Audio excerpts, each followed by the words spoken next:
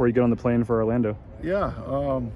Well, I think the first thing is just The light on spin around here. get those guys to compete and really work on playing physical. I know these guys can run and catch and do all that kind of stuff, but I want to see them, really develop a physical presence. And I think those guys have been working hard to do that. That's been a focus of ours since spring. And I'm excited to get back out here and see them with pads on and do that stuff, because I think there's going to be a big jump. And I think those guys are totally bought into it. But I want to see them compete and, kind of make each other better and really fit into helping us be the best damn offense we can be. Well, what's it going to be like to play tight end in a Tim Tebow offense? It's not going to be night and day different. I think the ball is going to come their way maybe a little bit more often, but they're still going to have to block. They're still going to have to pass protect. They're still going to have to run routes. They're going to hopefully catch a few more balls, but I think the things you ask them to do, you're going to see some of the same stuff where they're lined up all over the place and doing different things. So that's important that we still keep all that skill set and develop that. But really have to be masters of our fundamentals so we can do all that stuff. With Riley, obviously he's getting a lot of hype, kind of coming in as the returning guy with the most production. We saw you guys use him in different ways and stuff. I mean, is he ready to take that next jump? You talked a lot about that with John, going from the 15-20 catch guy to the 35-40 catch guy. I mean, which had he stayed healthy, we might have had. Yeah, but I mean, is Riley a guy that's ready for a jump like that? Yeah, I think so. I mean, we'll see when we get through fall camp. I could give you a better answer, but the thing I love about Riley more than anything else is he shows up with a purpose of getting better every day.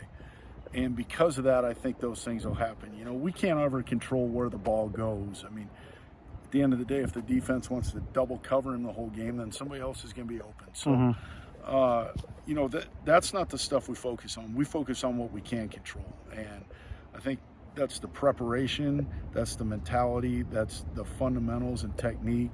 And when we get out here, just competing. And if guys will get out here and do that and have the right mindset when they do it, the rest of it will take care of itself. And that's the stuff I see really not only from Riley, but from all those guys, is they come out here ready to work every day or in the meeting room, ready to work. And if they'll just continue to do that stuff, then we'll be just fine. I think, was it in the spring game, Tyler Gurn had a touchdown, I think, or I know he did something. And what the other guys that kind of get grouped together, but I mean, with Tyneal and those guys, what do you see from those guys? And are there some other guys other than Riley ready to contribute? Oh, absolutely. Yeah, you're going to see multiple guys on the field together, individually, all that stuff. You're going to see a lot of different combinations. And yeah, I think there's a lot of those guys. They've been working their tail off. I think they've done a great job with our football performance staff in terms of getting bigger and stronger and faster. And I think those guys I'm excited to see what they can do.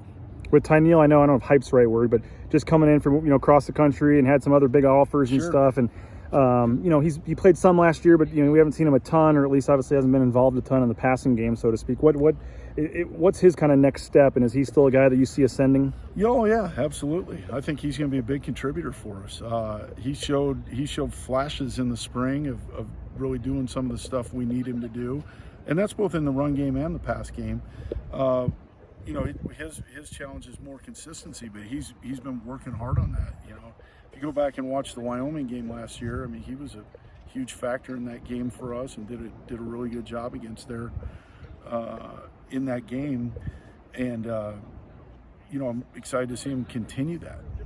Boise State's kind of made their name in some of this kind of pattern where you have the big first game and then you kind of ride that momentum the rest of the season. I know some of those you weren't here for, but just to have a game like this against UCF on the Thursday night to kick off the season, I assume it's going to be pretty easy to motivate the guys, during fall camp. Well, I think everything.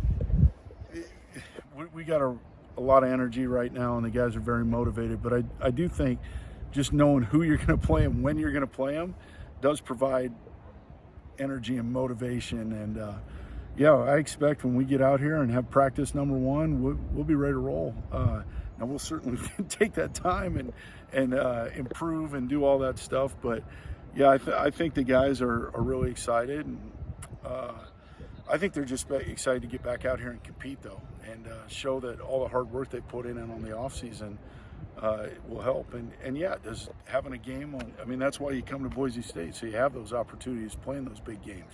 I think that's a huge deal. So is that going to help? Sure, absolutely. But even if we weren't, I think those guys would be ready to play no matter what. I'm doing something on Andy just coming back, and he was telling me how he had a